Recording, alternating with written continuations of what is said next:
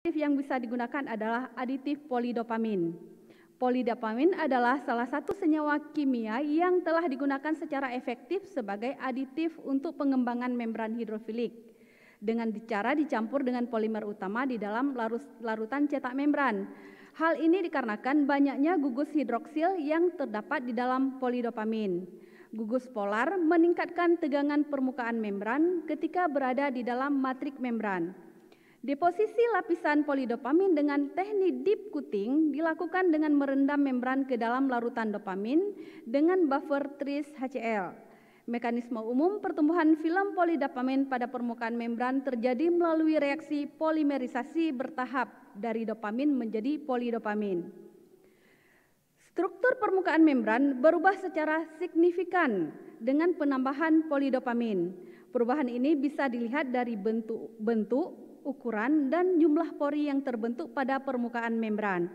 Membran yang tidak dimodifikasi memiliki permukaan membran dengan jumlah pori yang lebih sedikit, ukuran pori yang lebih kecil, dan distribusi pori permukaan yang tidak merata dibandingkan dengan membran yang telah dimodifikasi dengan polidopamin. Perubahan tersebut dapat dikaitkan dengan peran polidopamin sebagai agen pembentuk pori. Molekul hidrofilik polidopamin memiliki afinitas tinggi terhadap air. Kinerja membran berupa fluks air murni untuk membran yang dimodifikasi meningkat dibandingkan dengan membran yang tidak dimodifikasi. Peningkatan nilai fluks air murni disebabkan oleh peningkatan pori-pori, baik itu jumlah ataupun ukuran, serta peningkatan hidrofilik membran. Fluks membran untuk pemurnian air yang mengandung asam humus memiliki kecenderungan yang sama dengan fluks air murni. Namun rejeksi asam humus sedikit menurun bila dibandingkan dengan tanpa dimodifikasi. Selain aditif polidopamin, kita punya sumber aditif yang melimpah di alam yang selama ini belum digunakan secara maksimal. Salah satu adalah silika yang berasal dari ampas tebu dan sekam padi. Sebagaimana kita ketahui, silika mengandung salah satu unsur aditif yaitu SiO2. Dengan penambahan nanopartikel seperti SiO2, Fe3O4, Al2O3 dan lainnya mempengaruhi karakteristik membran yang dihasilkan, yaitu ukuran pori, ketebalan, hidrofilisitas, dan parameter terkait dengan struktur membran seperti porositas dan pembentukan pori membran. Nanosilika adalah potensi yang tinggi yang digunakan sebagai aditif pada proses modifikasi membran karena kemampuannya untuk membentuk ikatan OH dan toksisitasnya yang rendah di dalam air. Selain itu, dapat meningkatkan hidrofilisitas membran dan meminimalkan pengotoran pada membran.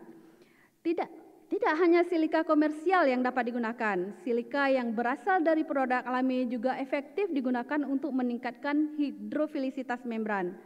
Silika yang berasal dari abu sekam padi dan ampas tebu yang merupakan limbah yang melimpah berada di sekitar kita merupakan sumber yang berkelanjutan yang dapat digunakan sebagai aditif silika untuk pembuatan membran. Dari hasil penelitian yang telah dikaji, karakteristik dan kinerja membran PES yang dimodifikasi dengan silika memberikan pengaruh yang signifikan dan meningkatkan kinerja dari membran. Bapak Rektor, Ketua Senat, Sekretaris Senat, dan para hadirin yang saya muliakan, sebagai penutup, teknologi membran telah menjadi teknologi pemisahan yang penting dalam beberapa dekade terakhir dan merupakan solusi baru yang menjanjikan untuk mengatasi permasalahan air. Dalam proses pemisahan dengan membran, peristiwa fouling merupakan peristiwa yang tidak diinginkan di dalam proses membran. Kita dapat menghindari atau mencegah proses peristiwa tersebut dengan menambahkan aditif yang bersifat hidrofilik. Salah satu contoh aditif yang digunakan adalah polidopamin yang bisa tersedia secara komersial atau aditif silika yang dapat kita peroleh dari lingkungan kita.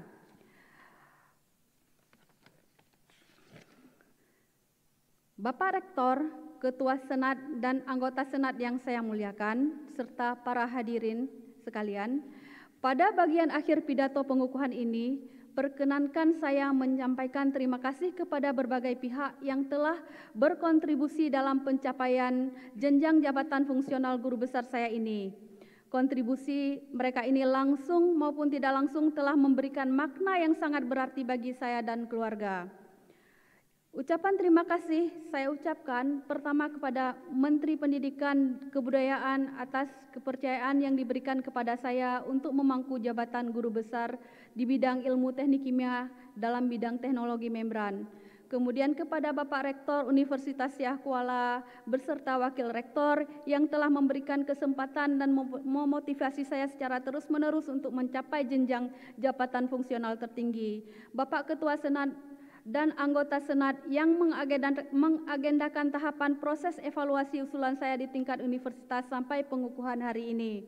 Ketua dan seluruh tim PPAK Universitas Siah Kuala, Ketua LPPM pada masa Profesor Dr. Insinyur Hasanuddin MSc dan Ketua LPPM sekarang Profesor Dr. Insinyur Taufik Abidin SSI MTek yang telah memberikan kesempatan kepada saya untuk belajar dan mengembangkan ilmu pengetahuan bidang penelitian dan juga penulisan sehingga memberikan andil yang cukup besar dalam akumulasi kinerja saya.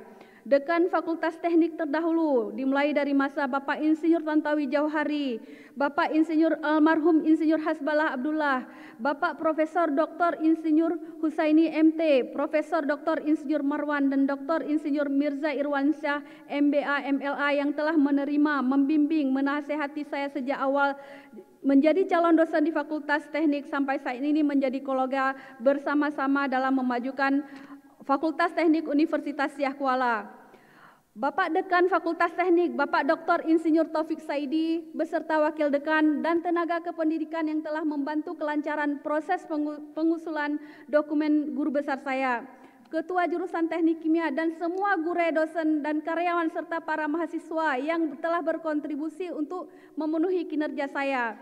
Peer Group Laboratorium Polimer, Profesor Nasrul STMT, Profesor Dr. Sri Aprilia MT, Dr. Fakhrul Razi STMT, Dr. Insinyur Cut Merah Rosneli, Dr. Umi Fatanah STMT, Ibu Sofiana STMT yang telah bersama-sama mengembangkan laboratorium.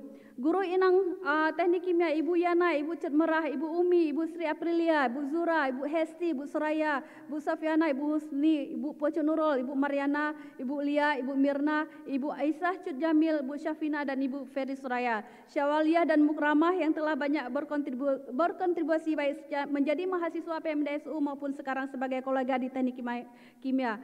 Kepada Pak Saifullah Ramli, Pak Sobari, Ibu Profesor Veronica Susi Prapto Widodo, Bapak Profesor Hidoto Matsuyama dan Bapak Rayu Sake Takagi sebagai promotor dan pembimbing saya dari jenjang S1 sampai S3. Terima kasih kepada Research Center Membran Teknologi Jepang, kepada Ibu Profesor Zuhra Helwani, Ibu Profesor Dr. Insinyur Hamidah sebagai peer review karya ilmiah saya.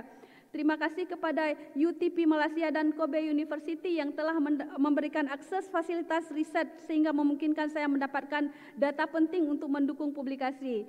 Terima kasih kepada sahabat TK91 Unsia. Terima kasih kepada sahabat SMA Negeri 1 Biren. Terima kasih kepada sahabat satu kos saya di Perada 1 Lorong Mawar. Terima kasih kepada seluruh keluarga besar di Biren yang ikut mensponsor semangat. Secara khusus, perasaan yang mendalam saya haturkan terima kasih kepada ibu tercinta saya, almarhumah Hajjah Zubaidah, dan ayahanda tercinta saya, ayahanda M. Hasan, yang telah membesarkan dan mendidik saya dengan penuh kasih sayang. Juga saya sampaikan terima kasih yang tak terhingga kepada mertua saya dan ibu yatimah dan almarhum Bapak Umar. Terima kasih kepada saudara-saudara saya, Abang Azhari Hasan, Abang Hasni Hasan, Abang Zuri Johar, Kakak Safriani dan adik Fadli Hasan.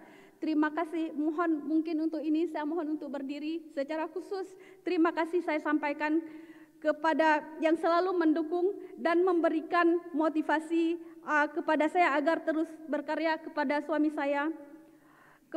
saya yang terus memberikan motivasi agar saya terus berkarya dan meningkatkan ketakwaan kepada Allah Subhanahu wa taala sejak kami berkeluarga, menemani saat saya menempuh pendidikan S3 di Jepang, membina karir di Universitas Syekh Kuala, menemani dalam keadaan suka dan duka. Terima kasih sekali lagi atas kesabaran dan dukungan yang tidak putus-putusnya. Untuk anak-anak saya yang selalu saya sayangi, Muhammad Haifan Nafis dan Naila Amalia, semoga apa yang Mama capai menjadi penyemangat bagi kalian dalam kehidupan ini. Akhirnya kepada pihak-pihak yang tidak tersebutkan di atas, saya yakin masih banyak lagi saya menyampaikan terima kasih dan apresiasi setinggi-tingginya atas dukungan dan secara langsung mau tidak langsung.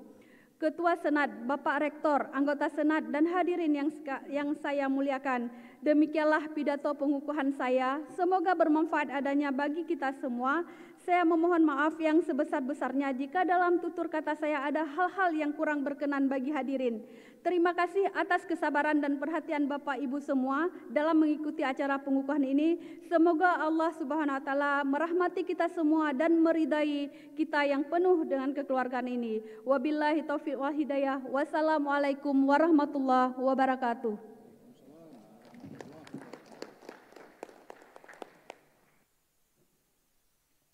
Hadirin sekalian yang kami hormati, berikut pemutaran video profil dan orasi ilmiah oleh Profesor Dr. Rajudin SPOG Kafer, Profesor pada Fakultas Kedokteran dengan judul Terobosan Baru Pengendalian Kesuburan Perempuan dengan Menggunakan Kurkumin. Kepada Profesor Dr. Rajudin SPOG Kafer, kami persilakan menuju podium.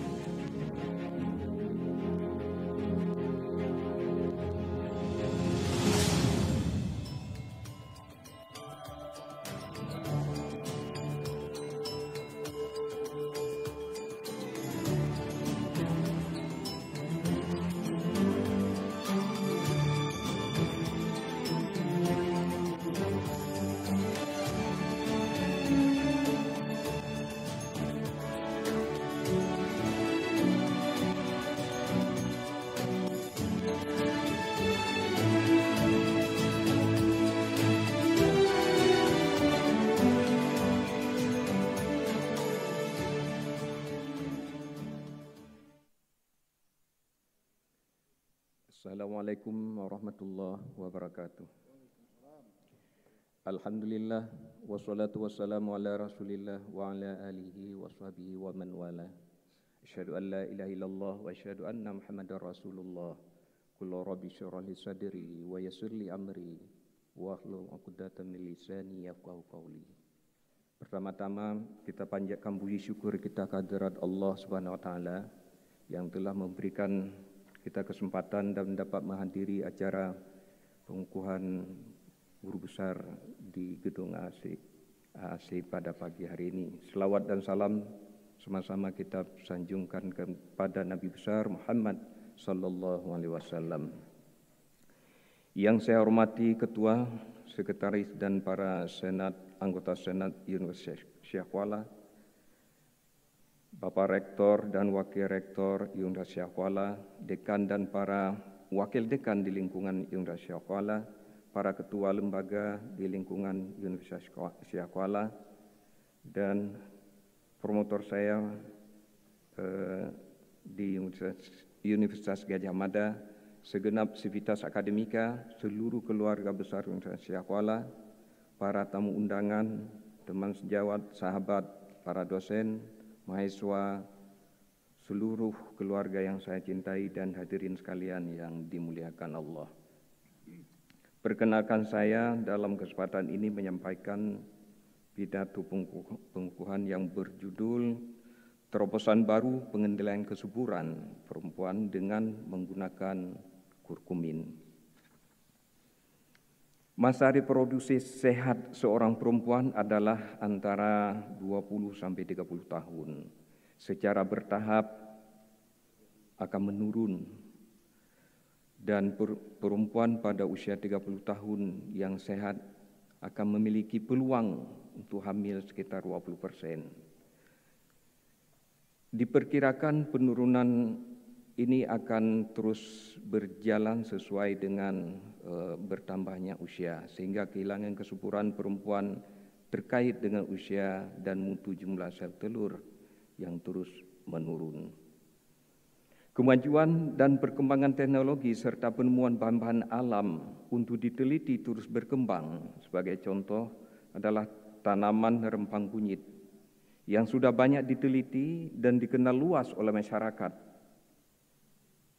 Kunyit sering digunakan sebagai bumbu masak oleh orang Asia. Pengolahan kunyit melalui ekstraksi dan isolasi menghasilkan zat aktif yang disebut dengan kurkumin. Dan kurkumin mempunyai susunan reseptornya yang mirip dengan susunan reseptor prostaglandin, sehingga kurkumin berkhasiat sebagai penghambat enzim COX dan juga bisa berfungsi sebagai antifertilitas. Penelitian banyak telah dilakukan melaporkan bahwa pemberian kurkumin akan mengurangi pembentukan progesteron dan 17 beta estradiol pada biakan sel granulosa folikel besar, tetapi tidak pada folikel yang kecil. Bapak Rektor, Ketua Senat, Sekretaris dan para anggota Senat serta para hadirin yang saya muliakan. Pada saat ovulasi, enzim COX itu sangat diperlukan untuk proses pecahnya folikel dan berfungsi sebagai perantara enzim-enzim proteolitik yang diperlukan untuk ovulasi. Kekurangan COX-2 diduga akan berakibat pada kematangan sel telur yang kurang baik sehingga menyebabkan kegagalan dalam proses fertilisasi. Penelitian kurkumin telah banyak dilakukan. Salah satunya adalah uji klinik yang telah kami lakukan membuktikan bahwa profil kadar lutein hormon serum pada kelompok yang diberikan kurkumin itu tidak memperlihatkan gambaran lonjakan EH dibandingkan kelompok yang tidak diberikan. Kadar estradiol dan progesteron serum pada kelompok yang diberikan kurkumin itu lebih rendah daripada pada kelompok yang kontrol. Kemudian tampilan COX-2 di endometrium kelompok yang diberikan kurkumin itu lebih rendah daripada kelompok kontrol. Nah, tampilan VEGF di endometrium kelompok yang diberi kurkumin juga lebih rendah daripada kelompok kontrol. Kemudian ketebalan endometrium pada kelompok yang diberikan kurkumin itu lebih tipis daripada kelompok kontrol. Kemudian ukuran folikel ovarium kelompok yang diberikan kurkumin ternyata lebih kecil daripada kelompok kontrol.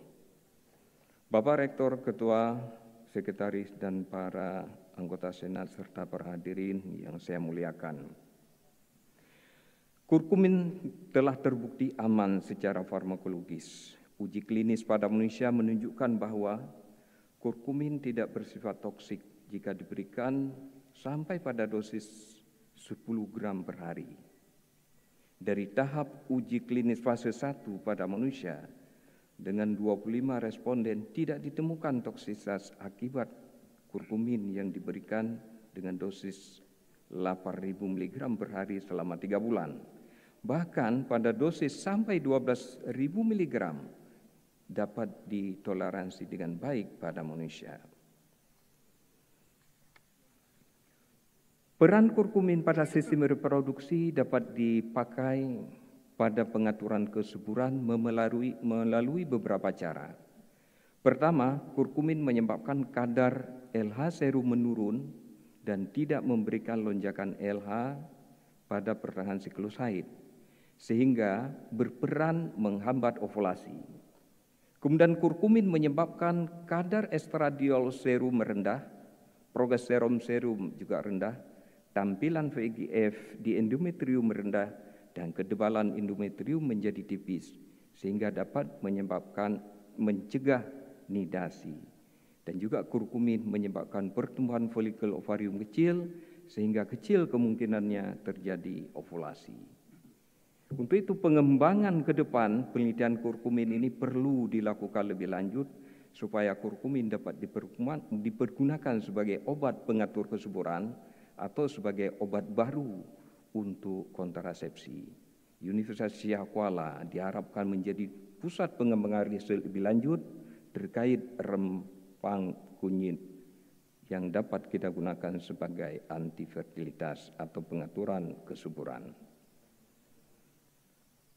Bapak Rektor, Ketua, Sekretaris, dan para Senat, anggota Senat, serta para hadirin yang saya muliakan. Pada akhir pidato pembukaan ini, perkenankanlah saya menyampaikan terima kasih kepada berbagai pihak yang telah memberikan sumbangsi langsung maupun tidak langsung, dan mereka telah memberikan makna yang sangat berarti bagi saya dan keluarga. Pertama, Menteri Pendidikan dan Kebudayaan Nadiem Anwar Makarim yang telah menyetujui pengangkatan saya sebagai guru besar. Rektor Universitas Syekh Kuala, Profesor Dr. Insinyur Samsul Rizal, M.Eng, beserta para wakil rektor yang telah memberi kepercayaan kepada saya untuk memangku jabatan guru besar ini. Ketua Senat, Sekretaris Senat, dan seluruh anggota Senat yang telah menganggedakan acara pengukuhan pada hari ini. Dekan Fakultas Kedokteran terdahulu, mulai dari masa Profesor Dr. Ridwan Ibrahim, almarhum Profesor Dr. Tema Khalik, almarhum Dr. Timakmur M. Zain, Dr. Istanul Badri, Dr. Syahrul, Dr. Mulyadi yang telah menerima, membimbing, dan menasihati saya sejak awal menjadi calon dosen di Fakultas Kedokteran sampai saat ini menjadi kolega bersama-sama memajukan Fakultas Kedokteran Universitas Syekh Kuala.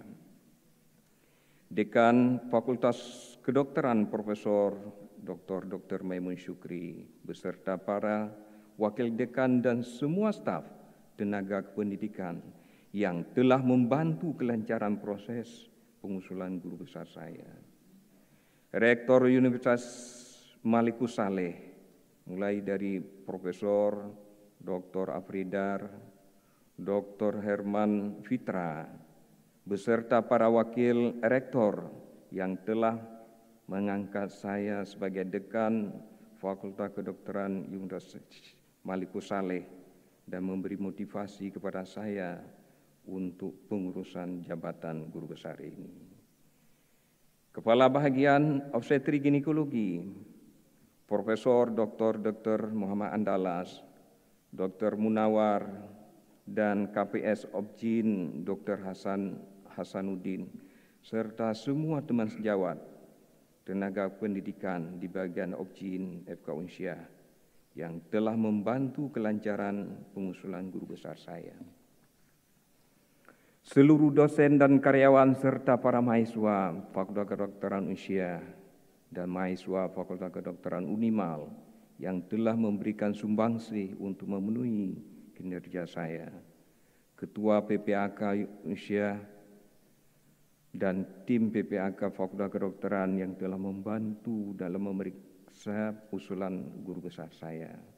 Penghargaan yang mendalam saya sampaikan kepada guru-guru saya yang telah mendidik dan membimbing saya dengan ikhlas semenjak saya di Pesantren Darul Falah Pulo oleh almarhum Tunku Haji Muhammad Isa bin Tunku Burhan.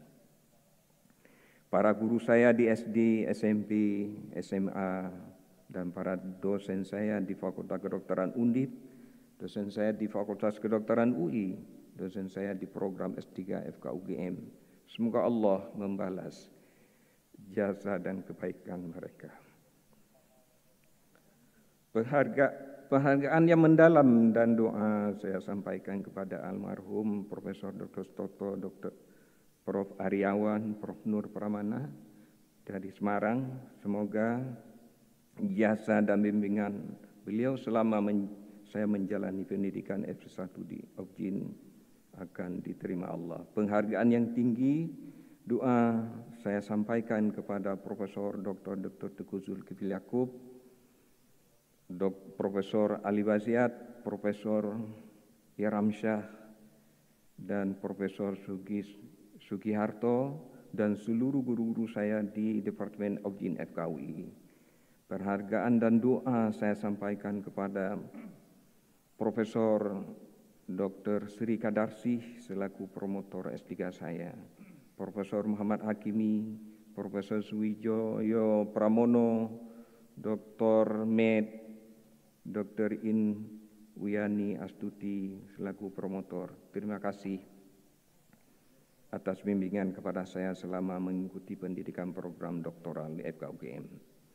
Penghargaan dan doa saya sampaikan kepada Profesor Adi Utari dan tim yang penguji S3 saya selaku penguji disertasi saya. Semoga Allah Subhanahu wa taala melimpahkan umur panjang, keselamatan dan kesehatan kepada beliau.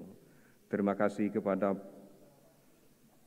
Profesor Teguh Zulkifli Yakub, Profesor Budi Santoso yang telah bersedia sebagai reviewer untuk menilai karya ilmiah dalam pengajuan guru besar saya. Semoga Allah membalas segala kebaikan beliau. Terima kasih kepada Bapak Yuniar dan juga semua tim yang telah membantu. Terima kasih kepada bagian Objin Rumah Sakit Zainal Abidin, para bidan, para perawat, teman sejawat semua yang telah bekerja sama membangun Objin sehingga memungkinkan saya mengabdi sampai memperoleh jenjang guru besar. Semoga kebersamaan tetap terjaga dengan baik. Terima kasih kepada seluruh keluarga besar saya di Banda Aceh, di Sempamulin, di Lusmawe Langsa, yang ikut mendukung semangat saya untuk menyelesaikan studi saya mulai dari pendidikan dasar hingga pendidikan tinggi. Secara khusus dengan perasaan yang mendalam dan saya haturkan terima kasih kepada Ibunda tercinta Haji Abbasiyah Yusuf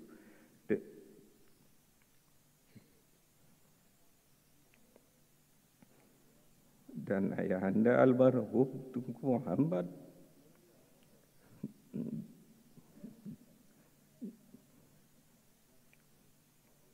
teriring doa kepada beliau, Allahumma ighfir lahum warhamhum wa'afihi.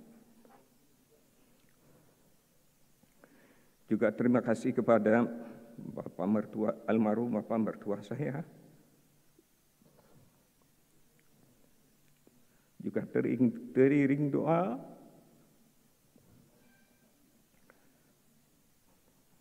Allahumma ighfir lahum warhamhum wa'afihi wa'fu anhum.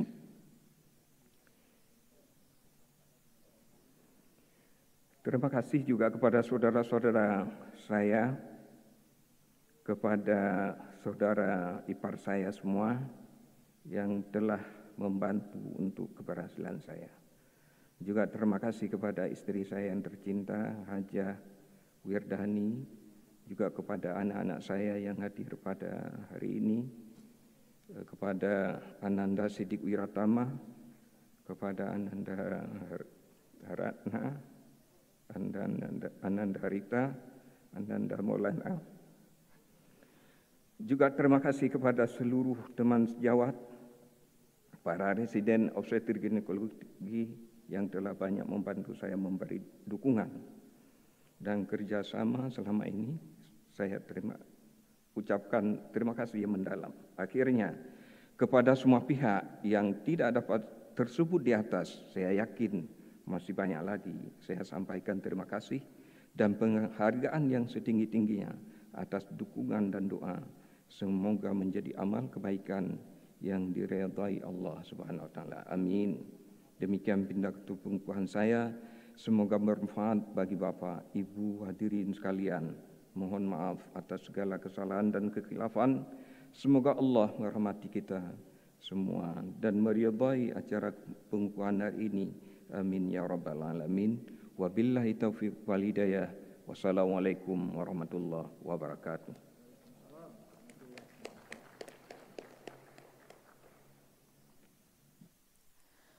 Bapak dan Ibu hadirin sekalian yang kami hormati, selanjutnya pemutaran video profil dan orasi ilmiah oleh Profesor Dr. Muhammad Sabri SEMSC, Profesor pada Fakultas Ekonomi dan Bisnis dengan judul Panacea atau Placebo, Studi Kasus Ketahanan Pasar Saham Islam vis-a-vis konvensional di tengah krisis ekonomi. Kepada Profesor Dr. M. Sabri SEMSC, kami persilakan menuju podium.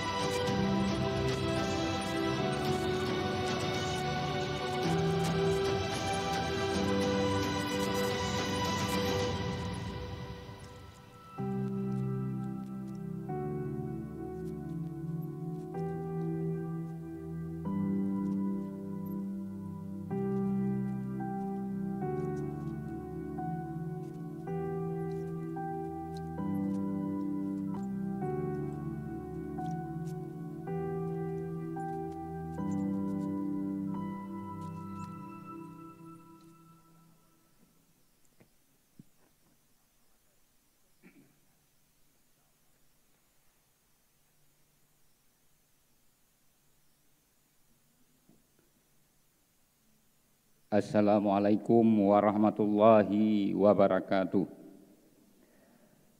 Alhamdulillahillazi 'allama bil qalam, 'allamal insanu ma lam ya'lam. Wa sallallahu ala sayyidina Muhammadin wa ala alihi wa sahbihi wasallam.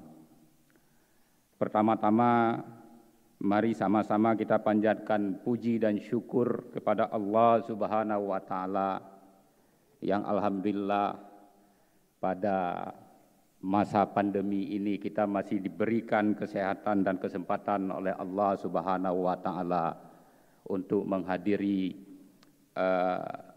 rapat terbuka Senat Universitas Syekh Kuala dalam rangka pengukuhan 6 guru besar dari 5 fakultas yang ada di lingkungan Universitas Syekh Kuala. Selawat beriring salam, mari sama-sama kita sanjung sajikan kepangkuan Nabi Muhammad SAW yang hingga hari ini menjadi model yang kita ikuti termasuk dalam pengembangan dunia pendidikan.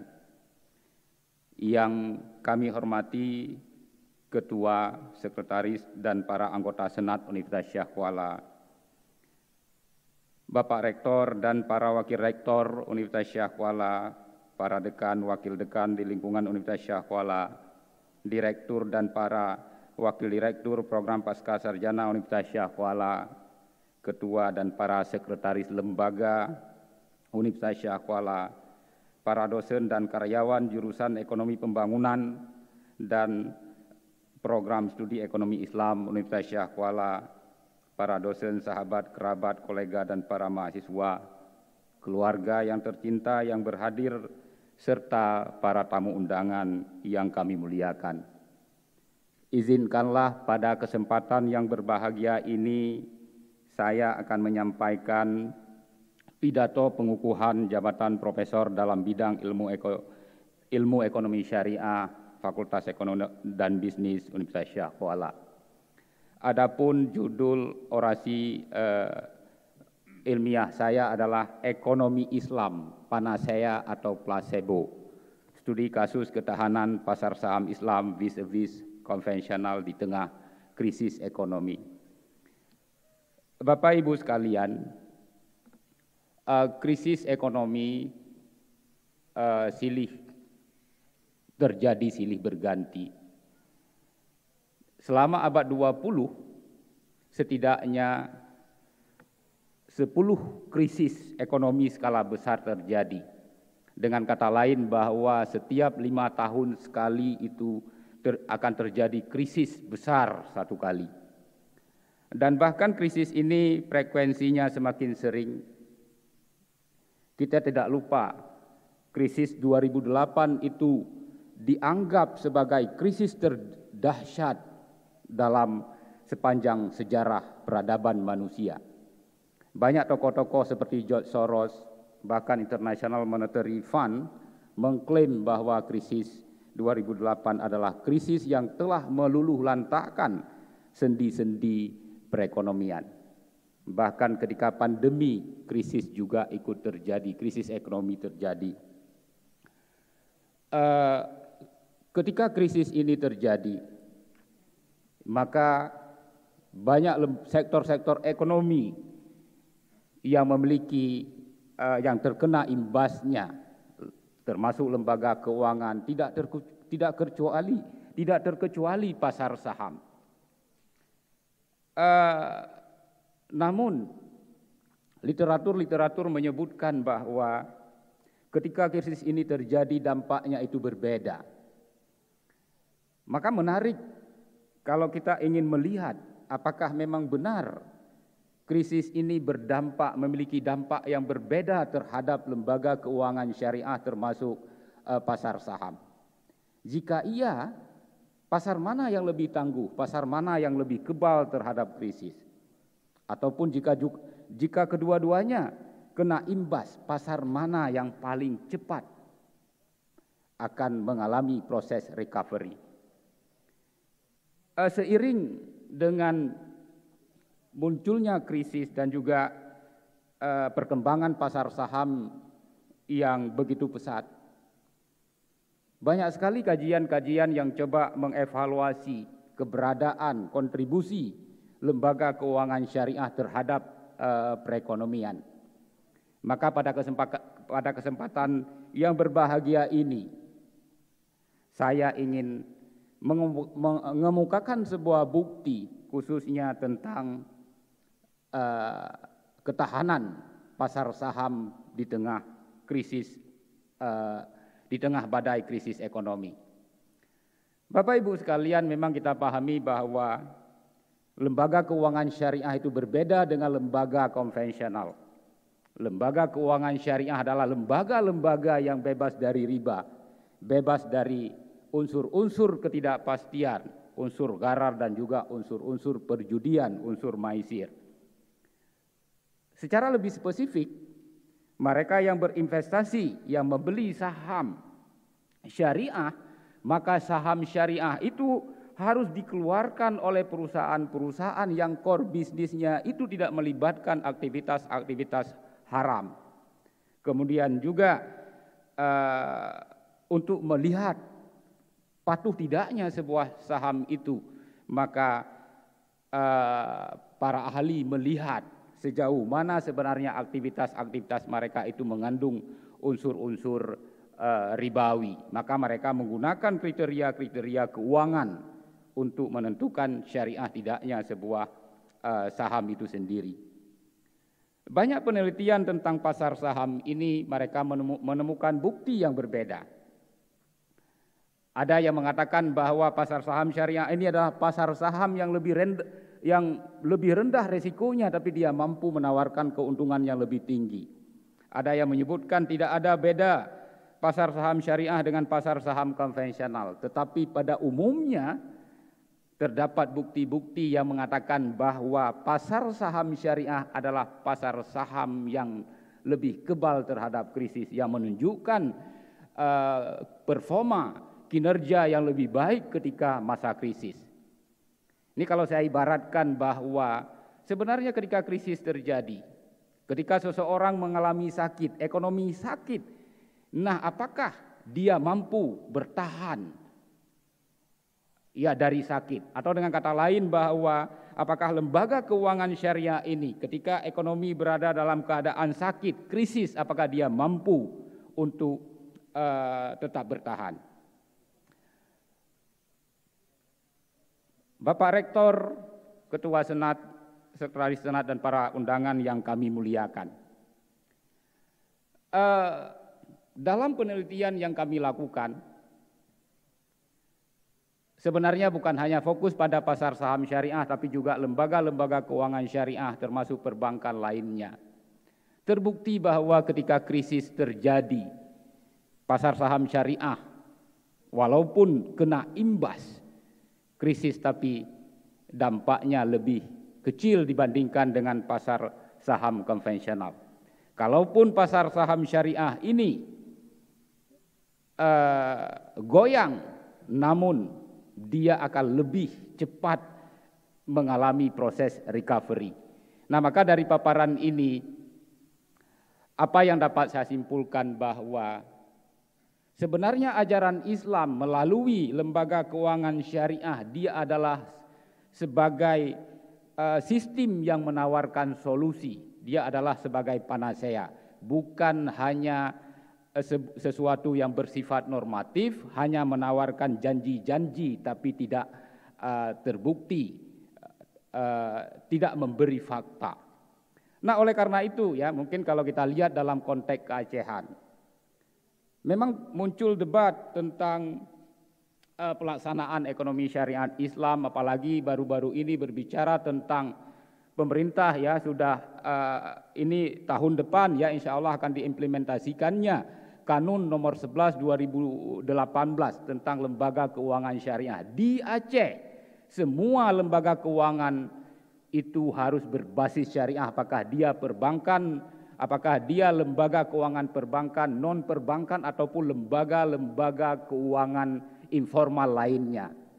Cuma mungkin yang perlu kita perhatikan sebenarnya berbicara tentang lembaga-lembaga keuangan non perbankan termasuk akad-akad transaksi-transaksi yang terjadi secara turun-temurun dalam masyarakat kita itu masih belum sepenuhnya syariah. Sebenarnya itu harus menjadi fokus kita.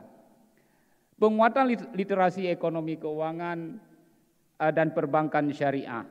Kita bukan hanya mengharapkan bank itu betul-betul syariah, tetapi kita juga harus mempersiapkan diri kita untuk menjadi nasabah dan juga masyarakat yang patuh syariah. Penguatan sumber daya Islami, menjadikan Unsyah sebagai the source of referral.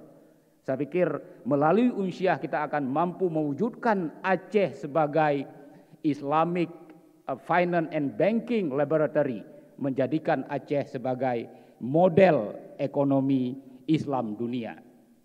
Bapak Ibu sekalian, banyak sebenarnya hal-hal yang perlu dibenahi untuk memperkuat ekonomi syariah itu sendiri.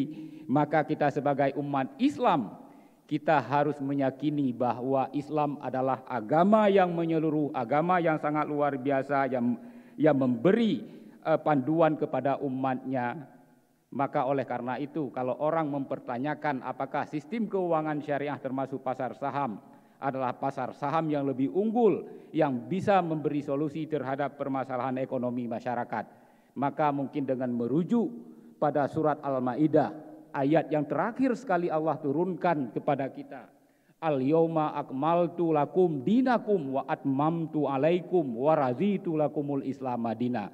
Pada hari ini telah kusempurnakan agamamu, telah kucukupkan nikmatku, dan telah kuridai Islam sebagai agamamu. Maka ketika Allah berbicara Islam adalah agama yang telah disempurnakan, maka pelaksanaan ekonomi syariah kalau dilakukan dengan sempurna, insya Allah akan menjadi penasehat. Bapak Ibu sekalian, saya sangat menyadari bahwa diangkat pada jabatan tertinggi guru besar ini tidak terlepas dari dukungan berbagai pihak. Yang pasti bahwa ini semua semata-mata karena ridha dari Allah Subhanahu wa taala. Nah, oleh karena itu perkenankanlah saya menyampaikan terima kasih kepada berbagai pihak yang telah banyak membantu dalam mencapai jabatan fungsional tertinggi pada bidang akademik. Yang pertama sekali tentunya adalah Bapak Menteri Pendidikan dan Kebudayaan, kemudian Bapak Rektor Universitas Syah Kuala dan para wakil rektor. Karena saya sangat berterima kasih karena pihak rektorat sangat cepat dalam memproses dan membantu pengusulan guru besar. Ketua Senat Prof. Dr. Insinyur Abu Bakar, Sekretaris Senat Profesor Dr. Marwan SSI, dan juga Ketua Senat periode sebelumnya Profesor Dr. Said Muhammad, dan juga seluruh anggota Senat Universitas Syah Kuala yang membantu proses pengusulan guru besar ini, terutama sekali kepada Komisi A yang telah memberi masukan saat pemaparan visi dan misi, Dekan Fakultas Ekonomi dan Bisnis Prof. Dr. Nasir Aziz SEMBA, Wakil Dekan Dr. Abdul Jamal, Dr. Ridwan Ibrahim, Dr. Murkhana SEMBA, Ketua dan Sekretaris Jurusan Ekonomi Pembangunan Dr. Muhammad Nasir, Ketua Prodi Ekonomi Pembangunan Pak Fakhruddin, Ketua Prodi Ekonomi Islam Pak Edi Gunawan, dan seluruh staf di lingkungan Fakultas Ekonomi dan Bisnis yang telah membantu proses pengusulan fungsional saya.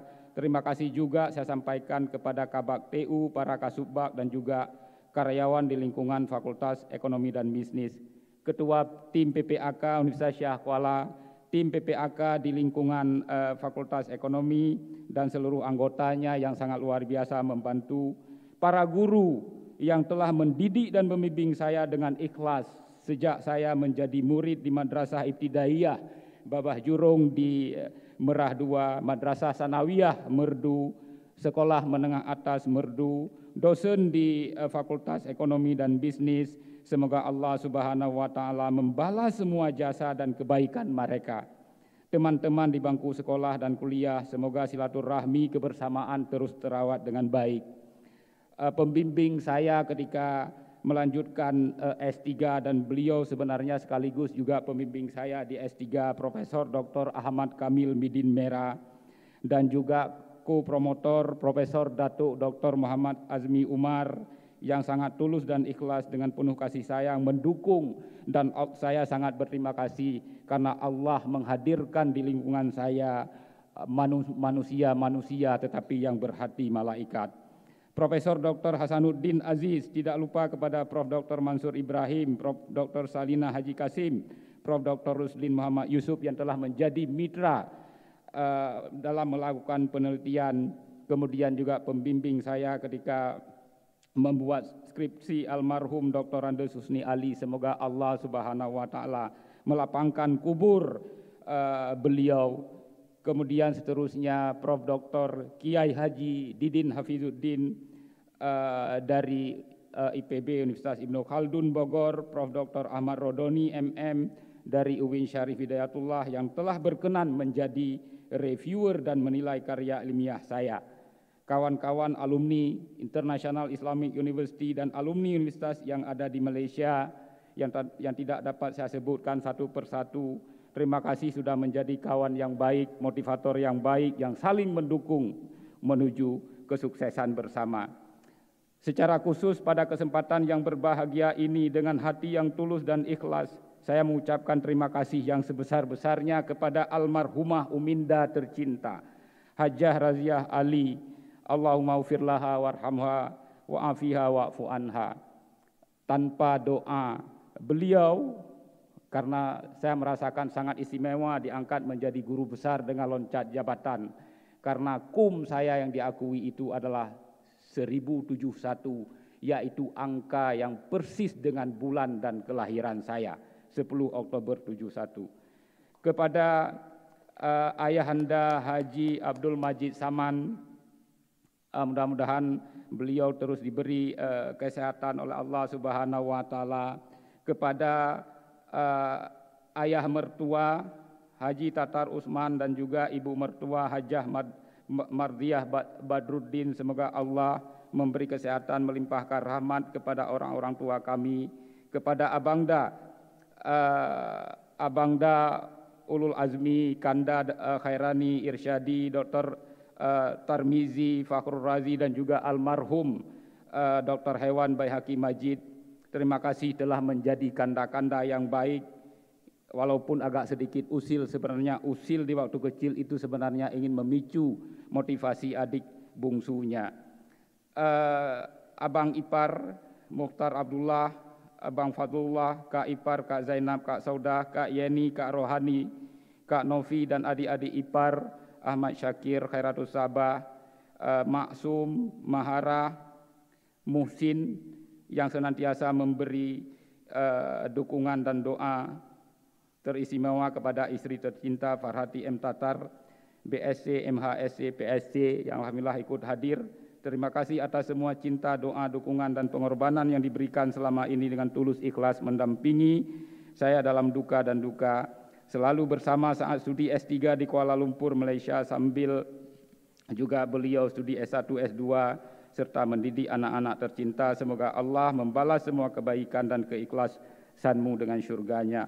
Untuk anak-anakku juga hadir semuanya, Hayyin Sabri, Hanin Sabri, Muhammad Hibban Sabri, Abi selalu sayang Ananda semua. Semoga capaian yang telah Abi raih menjadi motivator bagi Ananda bertiga. Kepada semua pihak yang tidak dapat saya sebutkan satu persatu, terima kasih yang sebesar-besarnya. Mudah-mudahan jabatan ini menjadi pemicu bagi saya untuk bisa lebih berkontribusi, lebih banyak kepada khususnya Unsyah dan untuk masyarakat pada umumnya. Mohon maaf atas segala kesilapan. Billahi taufik wal hidayah. Assalamualaikum warahmatullahi wabarakatuh.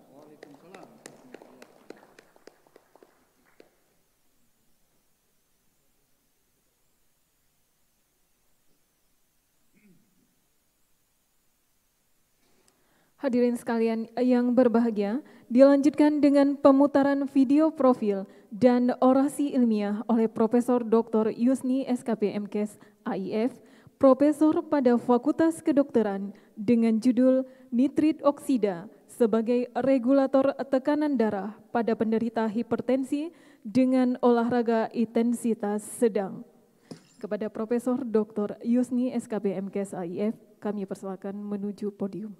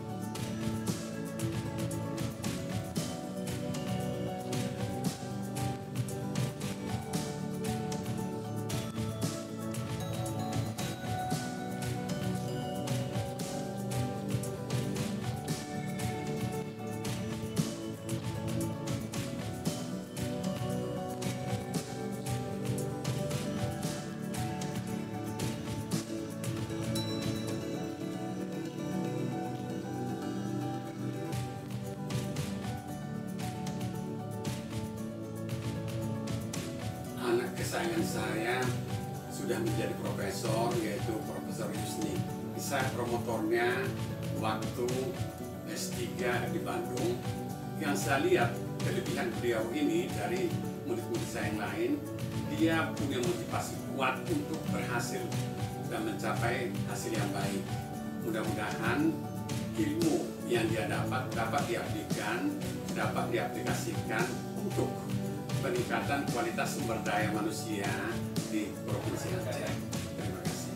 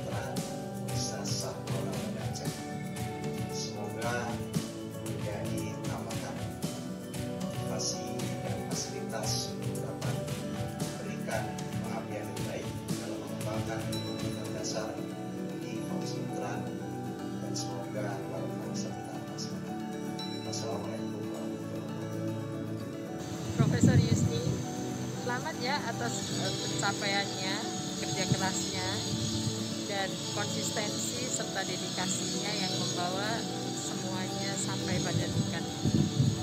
Semoga karya-karyanya dapat bermanfaat untuk anak-anak, teman, maupun masyarakat. Kita sudah berteman sejak puluhan tahun yang lalu.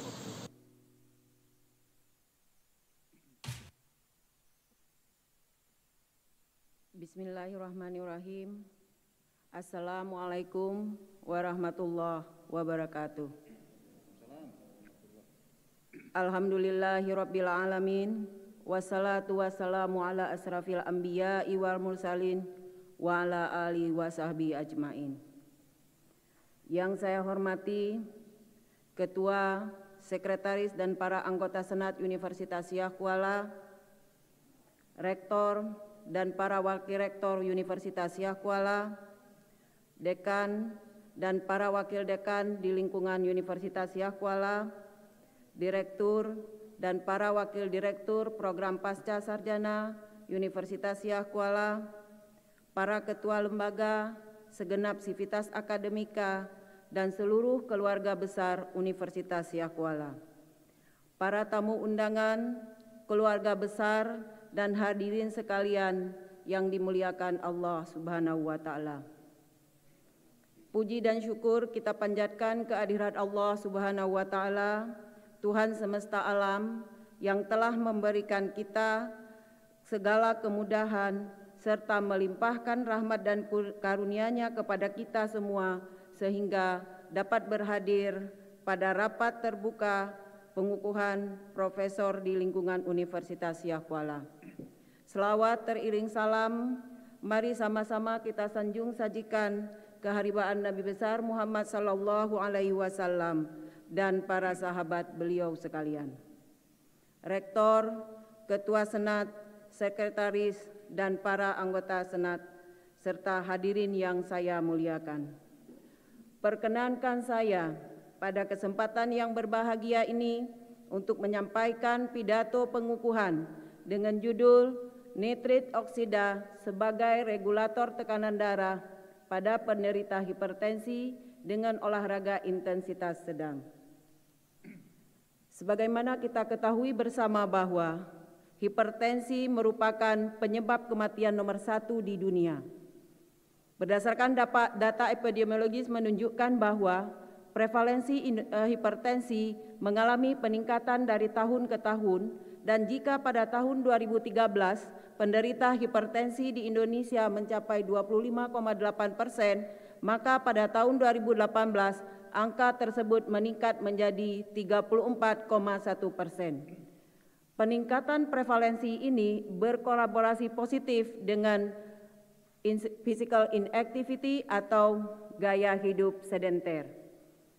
Gaya hidup sedenter akan meningkatkan risiko hipertensi 2-3 kali lipat, dan 30% hipertensi diakibatkan karena sedentary lifestyle.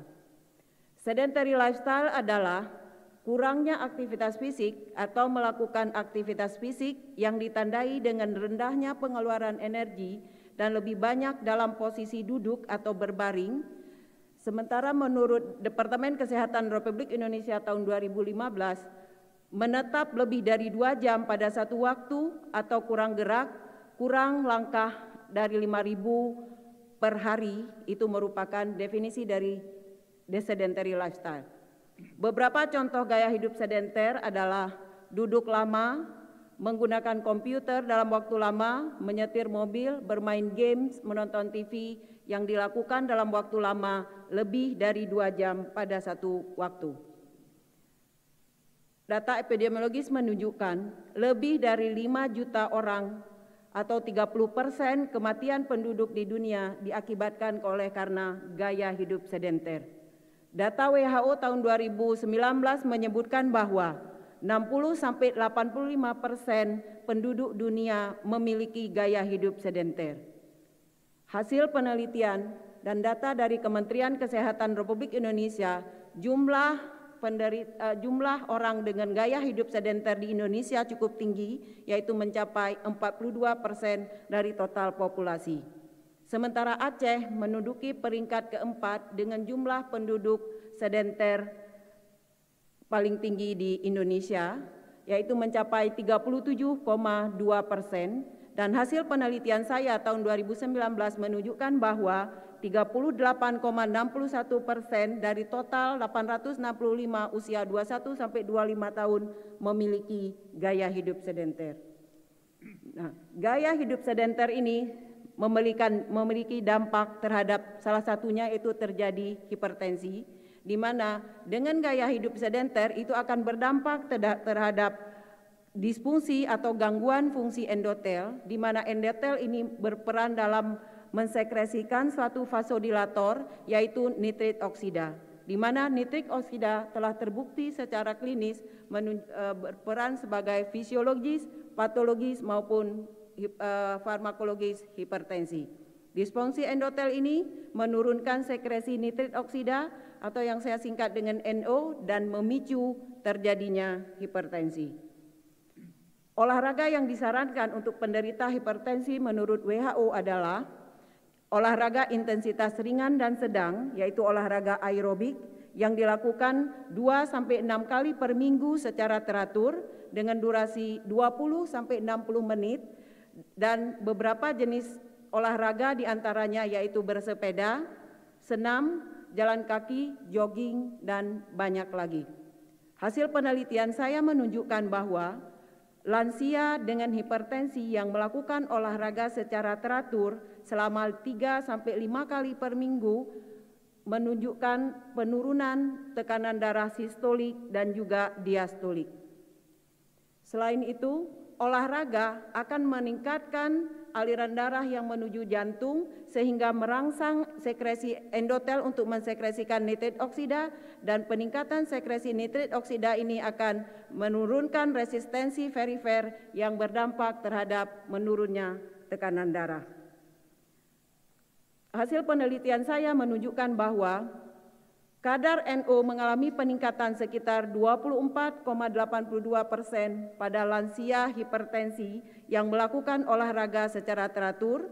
Kemudian hasilnya menunjukkan juga adanya kolaborasi positif antara kadar NO dan tekanan darah. Artinya bahwa peningkatan kadar NO ini akan diikuti dengan penurunan tekanan darah sistolik maupun diastolik. Bapak Rektor, Ketua, Sekretaris, dan para anggota Senat, serta hadirin yang saya muliakan. Sebaliknya, jika olahraga dilakukan dengan intensitas berat, justru memicu terjadinya hipertensi. Karena olahraga berat yang dilakukan dalam waktu lama akan mengakibatkan disfungsi endotel, sehingga meningkatkan kekakuan pembuluh darah, menurunkan produksi NO, sehingga berdampak terhadap berkurangnya curah jantung, sehingga meningkatkan tekanan darah, dan jika kondisi ini menetap akan berdampak terhadap terjadinya hipertensi. Beberapa aplikasi olahraga dalam kehidupan sehari-hari sebagai upaya preventif dan juga kontrol hipertensi, ini saya angkat karena Aceh adalah daerah syariat Islam. Jadi sebenarnya sangatlah mudah bagi seorang muslim untuk menerapkan olahraga dalam kehidupan sehari-hari, karena berbagai penelitian telah menunjukkan bahwa sholat yang dilakukan secara teratur dengan gerakan yang benar itu sama dengan melakukan olahraga intensitas sedang. Kemudian sholat telah terbukti mempengaruhi saraf simpatis dan juga parasimpatis, dan juga mempengaruhi sistem saraf pusat dan otonom, sehingga berpengaruh terhadap regulasi tekanan darah, baik itu pada orang normal maupun pada orang dengan hipertensi. Hasil penelitian juga mendukung bahwa kemungkinan sholat juga akan berpengaruh terhadap sekresi NO, sehingga dapat mengatur tekanan darah. Selain itu, produksi NO dipengaruhi oleh sirkadian atau irama tubuh, dan puncak sekresinya itu adalah antara jam 3.32 dini hari sampai jam 6.48 pagi, sehingga kami menduga bahwa dengan melakukan sholat tahajud selama 30-60 menit secara teratur minimal 3-5 kali per minggu, ini akan dapat mengatur atau mengontrol tekanan darah, baik itu pada orang normal maupun pada orang dengan hipertensi. Cara lain untuk mengolahragakan masyarakat adalah dengan cara mengaktifkan atau melakukan gerak tubuh pada subuh hari, yaitu dengan berjalan kaki ke masjid misalnya. Itu akan mengaktifkan fungsi endotel pembuluh darah sehingga merangsang produksi NO yang akhirnya akan meregulasi tekanan darah. sehingga berperan untuk preventif maupun kuratif hipertensi. Sebagai kesimpulan, hipertensi adalah penyakit lifetime risk, artinya bahwa jika seseorang mengalami hipertensi, artinya orang tersebut akan hidup dengan hipertensi seumur hidupnya. Namun, hipertensi dapat dicegah dan dikontrol dengan melakukan olahraga teratur. Kenyataan menunjukkan bahwa olahraga memang mudah untuk diucapkan, namun sangat sulit penerapannya. Oleh karena itu, dengan menerapkan salat yang benar secara rutin dalam kehidupan sehari-hari, ini akan dapat mengaplikasikan ilmu exercise fisiologi sebagai preventif dan kuratif hipertensi. Olahraga adalah obat, sehingga dibutuhkan dosis dan takaran yang tepat untuk memberikan manfaat bagi pasien hipertensi. Unsia diharapkan dapat menjadi pusat pengembangan riset kedokteran olahraga atau exercise physiology yang akan memiliki pusat physical fitness center sebagai wadah pengembangan riset dan layanan masyarakat sehingga dapat meningkatkan kesejahteraan rakyat Indonesia khususnya Aceh sebagai bentuk pengabdian kepada masyarakat. Physiology today is medicine for tomorrow. Rektor, Ketua, Sekretaris, dan para anggota Senat serta hadirin yang saya muliakan. Pada akhir pidato ini, perkenankan saya mengucapkan ucapan terima kasih kepada Bapak Menteri Pendidikan dan Kebudayaan, Bapak Nadiem Anwar Makarim, BA MBA, Rektor Universitas Siak Kuala, Profesor Dr. Insinyur Samsul Rijal, MN, beserta para Wakil Rektor, Ketua dan Sekretaris Senat, Profesor Dr. Insinyur Abu Bakar MS dan Profesor Dr. Marwan MSI dan seluruh anggota Senat Universitas Siak Kuala. Dekan Fakultas Kedokteran terdahulu, Dr. Teku Makmur, MZen SKM, Dr. Istadul Badiri, Dr. Syahrul, Dr. Mulyadi, dan Dekan Fakultas Kedokteran Universitas Siak Kuala, Profesor Dr. Maimun Sukri, spesialis penyakit dalam, konsultan ginjal hipertensi, beserta para wakil dekan serta semua staf tenaga kependidikan. Kepada Kepala Bagian Fisiologi beserta teman sejawat sekalian dan seluruh dosen serta karyawan Fakultas Kedokteran Universitas Siak Kuala. Ketua PPAK Universitas Siak Kuala, Profesor Dr. Mustanir dan tim, serta tim PPAK Fakultas Kedokteran Universitas Siak Kuala dan Komisi A yang telah memberikan saya kesempatan untuk menjadi guru besar ini. Kemudian terima kasih saya sampaikan kepada Ketua LPPM, kepada guru-guru saya baik di MIN Gelempang Minye, MSen Gelempang Minye, SMA Bernun, kemudian dosen saya sejak dari S1 di PSIK Fakultas Kedokteran Unpad, S2 di Ilmu Kedokteran Dasar Fakultas Kedokteran UNER, dan S3 Fakultas Kedokteran di Universitas Padjadjaran Bandung, serta Profesor Maria Fiata Ronsing yang telah memberikan saya kesempatan belajar di Faculty of Health Science University of Sydney, Australia. Kepada Ibu Sari Fatima MK selaku pembimbing S1 saya di Unpad, Dr. Kusnan Effendi dan almarhum Profesor Dr. Sunarko Setiawan sebagai pembimbing S2 saya di UNER, dan juga kepada promotor dan kopromotor S3 saya, Profesor Dr. Ambrosius Purba, MS Aivo, Profesor Dr. Iva Baniasi Akbar, Profesor Dr. Metri Hanggono Ahmad. Terima kasih kepada reviewer saya, Profesor Dr. Haji Asnanilo, Profesor Dr. Darmalin Narto, kemudian kepada semua kolega yang telah bekerja sama dalam riset, penelitian, dan pengabdian saya selama ini, terkhusus kepada orang tua saya, Ibunda tercinta Salbia Usman, dan ayahanda almarhum Johan Ibrahim yang telah membesarkan dan mendidik saya dengan penuh kasih sayang, penuh doa, sehingga saya dapat berdiri di hadapan Bapak dan Ibu sekalian.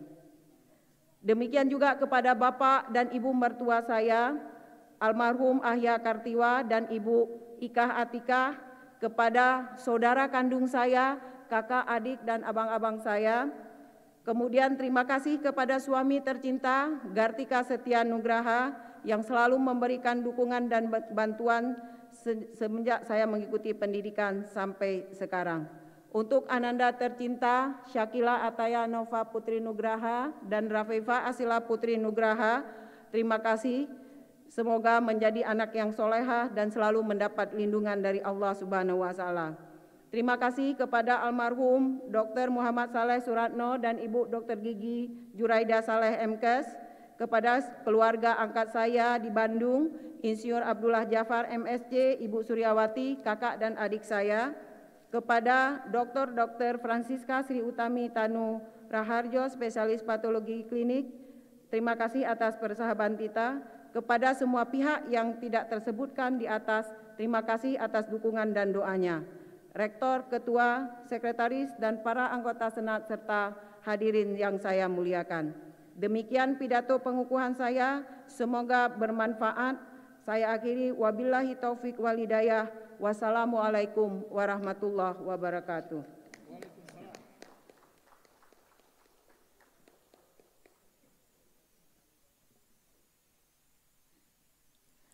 Dan dilanjutkan dengan pemutaran video profil dan orasi ilmiah oleh Profesor Dr. M. Hasan MSI, Profesor pada Fakultas Keguruan dan Ilmu Pendidikan dengan judul Kontribusi Riset Berbasis Bioplastik terhadap Pengembangan Ilmu Kimia Fisik. Kepada Profesor Dr. M. Hasan MSI kami persilakan menuju podium.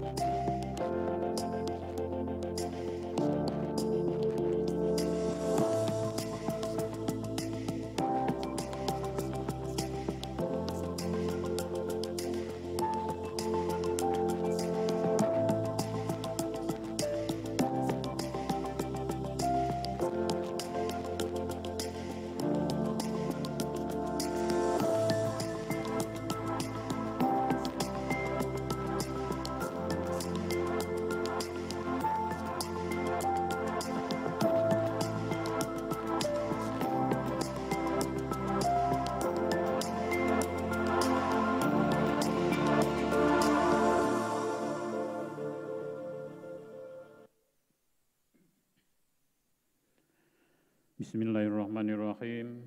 Assalamualaikum warahmatullahi wabarakatuh. Alhamdulillahilladzi khalaqal mauta wal hayata liyabluwakum ayyukum ahsanu amala. Asyhadu an la ilaha illallah wa asyhadu anna sayyidana Muhammadan abduhu wa rasuluh. Amma ba'du, rabbi syrah li sadri wa yassir li amri wahlul 'uqdatam min lisani yafqahu qawli. Pertama sekali mari sama-sama dengan tidak henti-hentinya kita menyampaikan puji dan syukur kehadirat Allah Subhanahu wa taala atas segala limpahan rahmat, nikmat, karunia beserta hidayahnya kepada kita semua. Sehingga pada hari yang berbahagia ini kita dapat berada di tempat yang berbahagia ini untuk menghadiri upacara atau kegiatan pengukuhan guru besar di Universitas Syah Kuala. Demikian juga selawat beriring salam mari sama-sama kita sanjung sajikan pada junjungan alam Nabi besar Muhammad sallallahu alaihi wasallam yang telah membawa kita, mengantarkan kita ke alam yang penuh dengan nuansa ilmu pengetahuan dan peradaban seperti yang kita nikmati sekarang ini. Pada kesempatan ini pertama sekali perkenankan saya mengucapkan yang terhormat kepada yang pertama adalah Ketua, Sekretaris dan juga para anggota Senat Universitas Syah Kuala. Yang kedua, kepada Bapak Rektor dan para Wakil Rektor Universitas Syah Kuala, para Dekan dan Wakil Dekan di lingkungan Universitas Syah Kuala, khususnya kepada Dekan Fakultas Keguruan dan Ilmu Pendidikan, para Direktur dan para Wakil Direktur Program Pasca Sarjana Universitas Syah Kuala, pada Ketua dan para Sekretaris Lembaga di Universitas Syah Kuala, para dosen dan karyawan jurusan atau program studi pendidikan kimia Universitas Syah Kuala, seluruh dosen, sahabat, kerabat, kolega, serta para mahasiswa. Dan juga kepada keluarga tercinta yang pada hari ini ikut berhadir pada acara ini. Dan juga kepada seluruh tamu undangan yang saya muliakan. Pada kesempatan ini, izinkan saya menyampaikan pidato pengukuhan profesor saya yang berjudul Kontribusi Riset Berbasis Bioplastik terhadap Pengembangan Ilmu Kimia Fisik.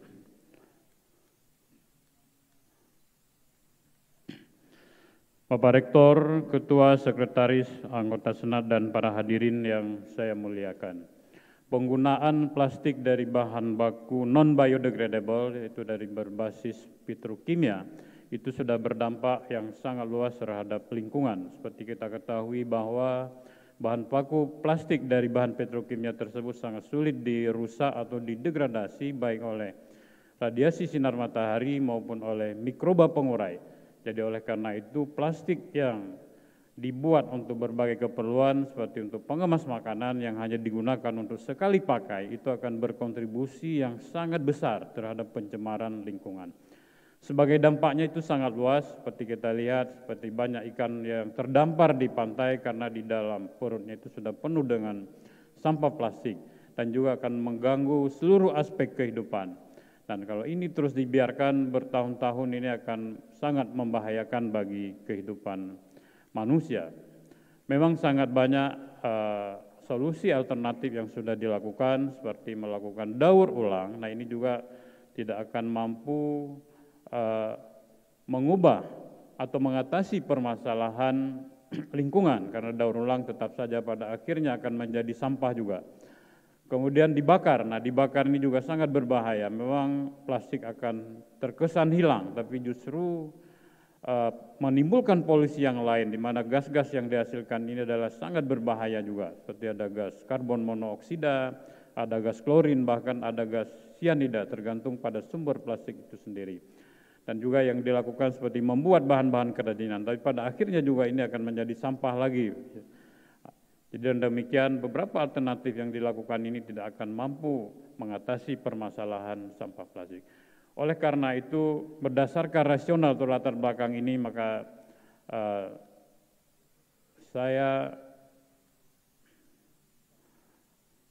mengajukan visi dalam GIU besar ini dan menjadi pionir dalam pengembangan ilmu kimia fisik melalui riset bioplastik berbahan baku lokal Provinsi Aceh. Adapun misinya adalah melaksanakan pembelajaran dalam kimia fisik, kemudian melaksanakan penelitian dalam bidang bioplastik, dan juga melakukan pengabdian kepada masyarakat dengan memanfaatkan hasil-hasil penelitian dalam bidang bioplastik dan melakukan kerjasama baik nasional maupun internasional dalam bidang bioplastik dan pengembangan ilmu kimia fisik.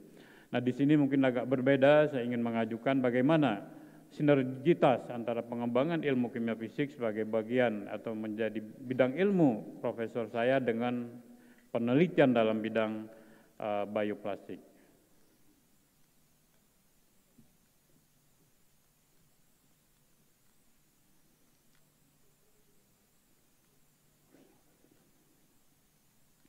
Nah, ini kalau kita lihat ruang lingkup ilmu kimia secara umum, kimia ada beberapa bidang, ada kimia organik, kimia analitik, kimia anorganik, dan kimia fisik, dan juga biokimia ya.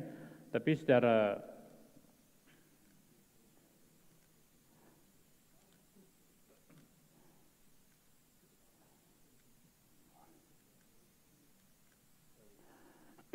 nah, kimia fisik ini merupakan Center of Chemistry ya, di mana kimia fisik ini sangat berperan dalam pengembangan ilmu-ilmu kimia yang lainnya seperti kimia organik, kimia analitik, kimia anorganik, dan biokimia.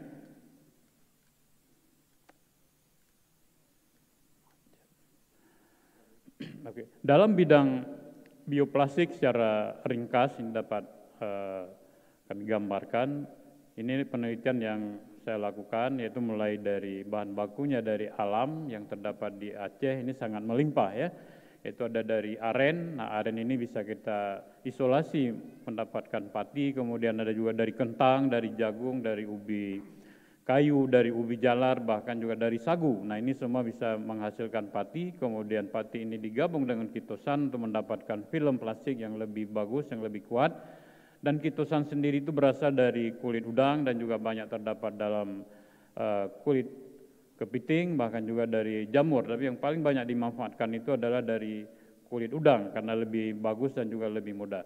Nah, kemudian untuk mendapatkan bahan plastik yang elastis yang dapat digunakan untuk berbagai keperluan seperti bahan pengemas, maka kita menambahkan pemlastis atau plasticizer dan juga zat aktif. Apalagi kalau film ini mau digunakan sebagai pembungkus ataupun packaging ya, packaging film, yaitu biasa menggunakan dari minyak sawit, ada bisa juga minyak jarak, dan juga dari essential oil yang lainnya yang mengandung antioksidan seperti dari ekstrak jahe dan juga ekstrak virgin olive oil dan sebagainya. Dan ini sangat banyak, sangat melimpah di alam. Artinya dengan membuat bioplastik ini semua bahan baku ini bisa diperoleh di Aceh ya.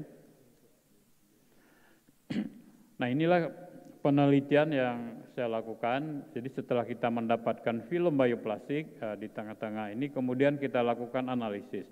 Ketika kita lakukan analisis dan karakterisasi, disinilah peran kimia fisiknya, peran ilmu kimia fisik. Misalnya kita melakukan analisis karakterisasi, yang pertama adalah untuk mengetahui bagaimana struktur dari plastik yang dihasilkan. Nah, ini kita harus lakukan analisis yang paling sederhana adalah dengan menggunakan FTIR atau Fourier Transform Infrared. Nah, FTIR ini dilakukan pengukuran dengan prinsip berdasarkan vibrasi dari gugus-gugus fungsi yang terdapat di dalam molekul itu sendiri. Nah, konsep vibrasi molekul itu dikaji di dalam kimia fisik. Nah, kemudian yang kedua kita melakukan analisis sifat termal dengan menggunakan differential scanning calorimetry dan thermographic analysis itu biasanya. Bahkan sekarang ada alat yang langsung secara simultan bisa diukur. Nah, prinsip pembacaan atau analisis yang dilakukan, yang dihasilkan dengan menggunakan analisis termal ini adalah berdasarkan termodinamika, yaitu perubahan entalpi. Jadi berdasarkan perubahan entalpi, terutama dengan menggunakan DSC ataupun differential thermal analysis itu adalah kita bisa menentukan temperatur leleh, temperatur transisi gelas, dan itu semuanya merupakan karakteristik dari sifat bioplastik yang dihasilkan. Kemudian dengan menggunakan X-ray diffraction untuk mengetahui struktur, kemudian ada contact angle analysis untuk mengetahui sifat hidrofobik, dan juga dengan menggunakan scanning elektron mikroskopi untuk melihat analisis permukaan, atau juga analisis force mikroskopi atau AFM juga untuk mengkarakteristik permukaan. Jadi saya pikir demikian bagaimana sinergisitas pengembangan ilmu. Jadi hasil-hasil penelitian ini juga kita bisa kembangkan, bisa terapkan di dalam perkuliahan. Jadi semua spektra yang dihasilkan ini kita bisa mengajarkan ke mata kuliah yang terkait dengan penelitian ini.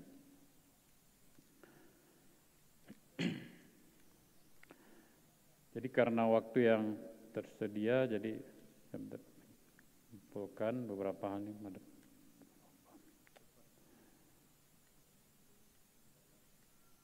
Oke, sebagai penutup, bahwa pengembangan pembelajaran kimia fisik sangat penting dalam mendukung perkembangan ilmu kimia lainnya, karena kimia fisik dapat memperkuat, mendukung aspek riset dalam bidang kimia yang lain. Kemudian yang kedua, kimia fisik mendukung riset dalam material, khususnya pengembangan bioplastik. Sebaliknya, hasil-hasil riset dalam bidang bioplastik juga dapat digunakan untuk memperkuat pengembangan ilmu kimia fisik. Ini beberapa publikasi yang dihasilkan, ada yang umumnya di Q1, kemudian ada di Q2 yang juga mendukung usulan profesor saya, dan juga ada 2 artikel yang terakhir yang dikeluar pada tahun 2020 di International Journal of Biological Macromolecule. Ya demikian, kemudian pada bagian akhir dari pidato pengukuhan saya, perkenankan saya menyampaikan ucapan terima kasih kepada berbagai pihak yang telah banyak membantu saya dalam mencapai jabatan fungsional tertinggi pada bidang akademik ini. Yang pertama tentu saja kepada Bapak Menteri Pendidikan dan Kebudayaan Republik Indonesia, yaitu Bapak Nadiem Anwar Makarim yang telah menandatangani SK kenaikan jabatan akademik saya menjadi profesor dalam bidang ilmu kimia fisik. Kemudian Bapak Rektor Universitas Syah Kuala, Bapak Profesor Dr. Insinyur Samsur Rizal M.Eng, beserta seluruh Wakil Rektor Universitas Syah Kuala. Kemudian Ketua dan Sekretaris Senat, Profesor Dr. Insinyur Abu Bakar Karim MS, Profesor Dr. Marwan, beserta seluruh anggota Senat yang telah menyetujui usulan Profesor saya, khususnya pada Komisi A yang telah memberikan masukan pada saat pemaparan visi dan misi Profesor. Dan juga kepada jajaran dekan Fakultas Keguruan dan Ilmu Pendidikan yang terdahulu sejak saya diterima sebagai mahasiswa di fakultas ini, dan juga yang terakhir kepada Bapak Profesor Dr. Jufri MSI beserta seluruh jajaran Wakil Dekan 2 dan Bapak Wakil Dekan 3. Dan juga ucapan terima kasih saya sampaikan kepada Ketua dan Sekretaris Jurusan Pendidikan Kimia, yaitu Bapak Dr. Ibnu Khaldun MSI dan Ibu Dr. Anda Latifah Hanum MSI, serta seluruh dosen dan staf di Jurusan Pendidikan Kimia yang telah membantu proses pengusulan fungsional saya dan hal lainnya. Dan juga terima kasih saya ucapkan kepada Kepala Bagian TU, para Kasubag dan seluruh karyawan di Fakultas Keguruan dan Ilmu Pendidikan, dan juga kepada tim ketua dan seluruh tim Satuan Penjaminan Mutu Fakultas Keguruan dan Ilmu Pendidikan. Ucapan terima kasih berikutnya kami tujukan kepada Ketua PPAK Universitas Syah Kuala dan seluruh anggota PPAK, seluruh tim PPAK FKIP yang telah membantu memeriksa, memberi masukan terhadap berkas usulan profesor saya. Para guru, mulai dari pendidikan dasar, yaitu dari Madrasah Ibtidaiyah Negeri Bantayan, Min Pandra, MSen Jenip, Mansa Malanga, dan pada seluruh dosen di jurusan pendidikan kimia. Semoga Allah SWT membalas semua jasa dan kebaikan mereka. Teman-teman di bangku sekolah, kuliah, semoga tetap terjaga silaturahmi, kebersamaan terus terawat dengan baik. Capaian profesor saya ternyata juga tidak terlepas dari para pembimbing saya, mulai dari sejak S1, S2, dan S3. Ternyata semua mereka juga adalah profesor semuanya. Mulai dari S1 saya dibimbing oleh Profesor Dr. Musri MSc, kemudian S2 di bidang kimia fisik saya dibimbing oleh Profesor Dr. Nyonya Nurman Surya Surdia MSc. Kemudian di S3 saya dibimbing oleh para pembimbing dengan promotor Bapak Profesor Susanto Imam Rahayu PSD, dengan co-promotor Profesor Dr. Ing Sintia Linaya Radiman Dea dan juga Profesor Dr. Imade Arcana MS. Semoga ilmu yang telah diajarkan kepada saya akan terus bermanfaat dan semua amal ibadah yang telah disampaikan dapat dibalas dengan setimpal oleh Allah Subhanahu wa taala. Kemudian berikutnya ucapan terima kasih juga saya sampaikan kepada Bapak Profesor Dr. Basuki Wiryo Sentono MS dan Bapak Profesor Dr. Tamrin MSc dari Universitas Sumatera Utara yang telah berkenan menjadi reviewer dan menilai karya ilmiah saya. Semoga Allah Subhanahu wa taala membalas semua amal dan kebaikan dengan pahala yang berlimpah. Ucapan terima kasih berikutnya saya sampaikan kepada Bapak Profesor Dr. Taufik Fuadi Abidin SSI MTek beserta seluruh jajarannya, jadi dari Lembaga Penelitian dan Pengabdian kepada Masyarakat Universitas Syah Kuala yang telah menyetujui dan mendanai penelitian calon profesor saya di tahun 2019 sehingga menghasilkan beberapa publikasi yang diusulkan untuk kenaikan jabatan profesor saya pada hari ini. Kemudian berikutnya saya sampaikan kepada Bapak Profesor Dr. Datuk Abdul Khalil HPS FIM dari Universitas Sains Malaysia dan juga sebagai World Class Professor atau WCP Universitas Syah Kuala dan juga Profesor Dr. Imsyun Samsur Rizal yang juga sebagai Rektor Unsia dan seluruh tim WCP yang diketuai Profesor Dr. Khairul Mudadi STMN, Dr. Muksin MSI dan seluruh anggota dari kegiatan WCP Unsia.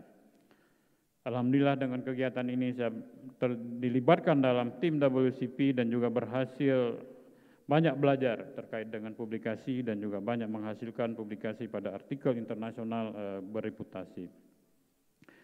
Pada kesempatan ini secara khusus saya ingin menyampaikan dengan hati yang tulus dan ikhlas, ingin mengucapkan terima kasih yang sebesar-besarnya kepada almarhum ayah anda tercinta,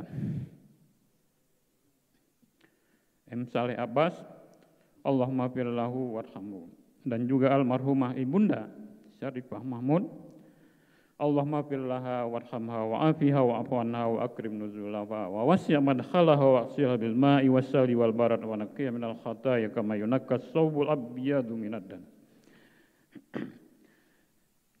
Yang telah membesarkan dan mendidik saya dengan penuh kasih sayang sejak kecil. Dan juga terima kasih kepada ayah dan ibu mertua almarhum Bapak Abdul Salam dan almarhumah Ibu Hadisah. Semoga Allah SWT selalu melimpahkan rahmat dan karunia-Nya kepada almarhum dan almarhumah orang tua kami.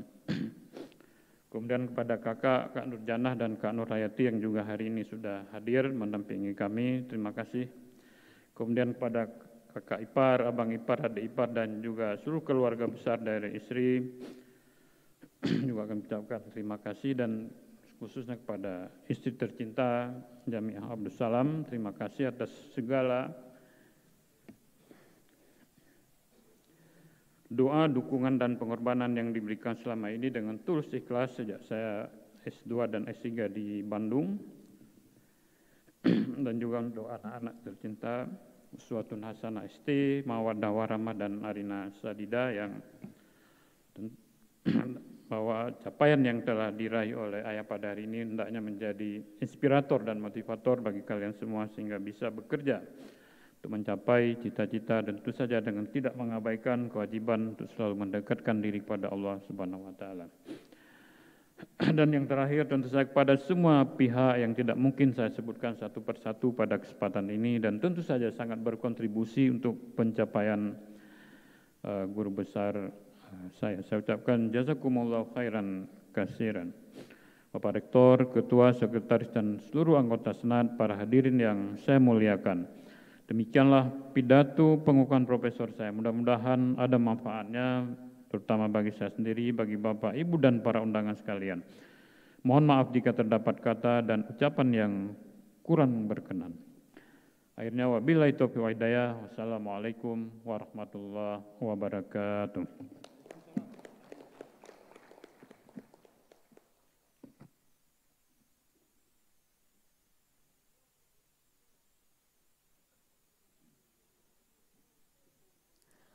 Pengukuhan Profesor oleh Ketua Senat Universitas Syah Kuala kepada Profesor Dr. Rahmi SSI MSI, Profesor Dr. Sri Mulyati SDMT, Profesor Dr. Rajudin SPOG Kafer, Profesor Dr. M. Sabri SEMSC, Profesor Dr. Yusni SKB MKes AIF, dan Profesor Dr. M. Hasan MSI dimohon untuk berdiri dan memakai kalung jabatan profesor masing-masing.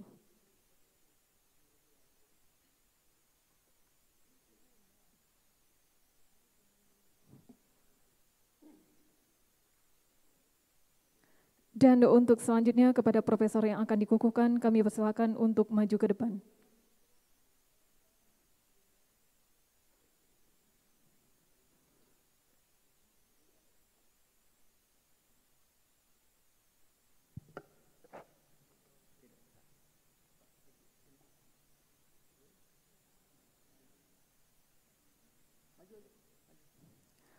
Ketua Senat dimohon untuk mengukuhkan Profesor.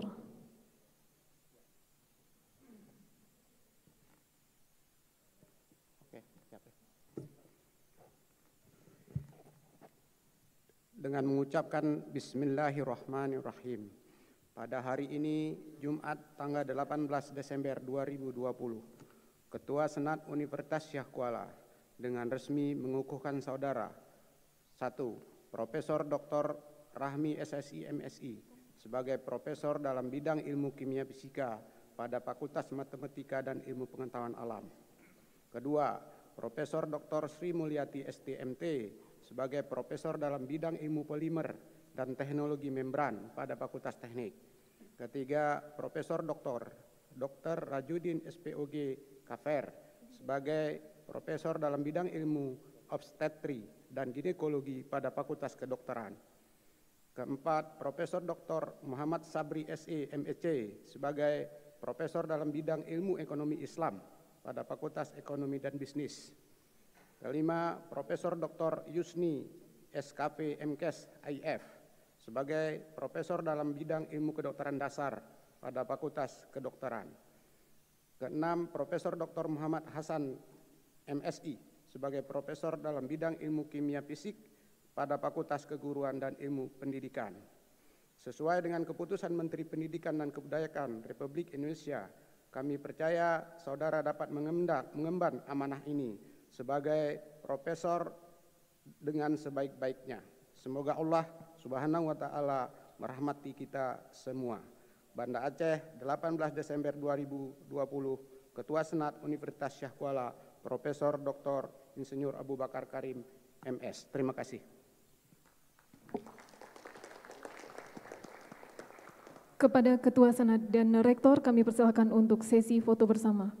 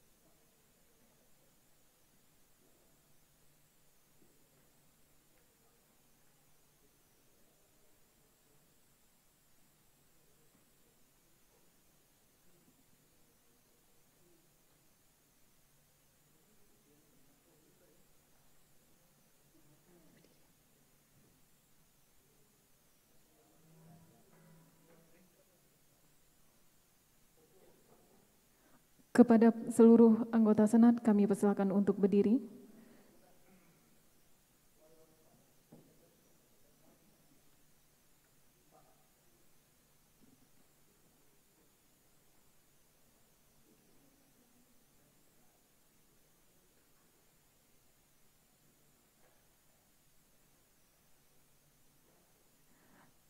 Terima kasih dan kami persilakan kembali ke tempat.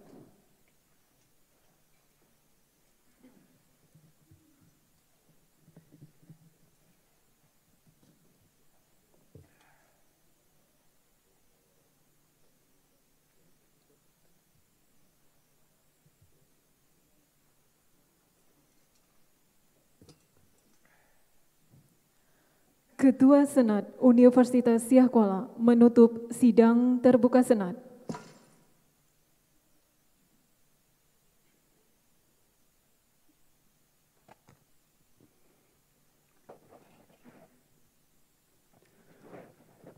Hadirin yang kami muliakan, izinkan kami menyampaikan penghargaan dan terima kasih atas kesabaran dalam mengikuti seluruh acara sidang terbuka Senat pada hari ini. Sambil menyampaikan syukur alhamdulillah pengukuhan Profesor Dr. Rami SSI MSI, Profesor Fakultas Matematika dan Ilmu Pengetahuan Alam, Profesor Dr. Sri Mulyati STMT, Profesor Fakultas Teknik, Profesor Dr. Rajudin SPOG Kafer, Profesor Fakultas Kedokteran, Profesor Dr. Muhammad Sabri SE MSc, Profesor Fakultas Ekonomi dan Bisnis, Profesor Dr. Yusni SKP MKes IF, Profesor Fakultas Kedokteran, dan Profesor Dr. Muhammad Hasan MSI, Profesor Fakultas Keguruan dan Ilmu Pendidikan tanggal 18 Desember 2020. Kami tutup dengan resmi. Wabillahi taufik wal hidayah. Wassalamualaikum warahmatullahi wabarakatuh. Hadirin sekalian yang berbahagia, demikianlah serangkaian acara pengukuhan Profesor Dr. Rahmi SSI MSI, Profesor pada Fakultas Matematika dan Ilmu Pengetahuan Alam, Profesor Dr. Sri Mulyati STMT, Profesor pada Fakultas Teknik, Profesor Dr. Rajudin SPOG Kafer, Profesor pada Fakultas Kedokteran, Profesor Dr. M. Sabri SEMSC, Profesor pada Fakultas Ekonomi dan Bisnis, Profesor Dr. Yusni SKP MKes AIF, Profesor pada Fakultas Kedokteran, dan Profesor Dr. M. Hasan MSI, Profesor pada Fakultas Keguruan dan Ilmu Pendidikan Universitas Siak Kuala. Atas perhatiannya kami ucapkan terima kasih. Mohon maaf atas segala kekurangan. Wabillahi taufik wal hidayah. Wassalamualaikum warahmatullahi wabarakatuh.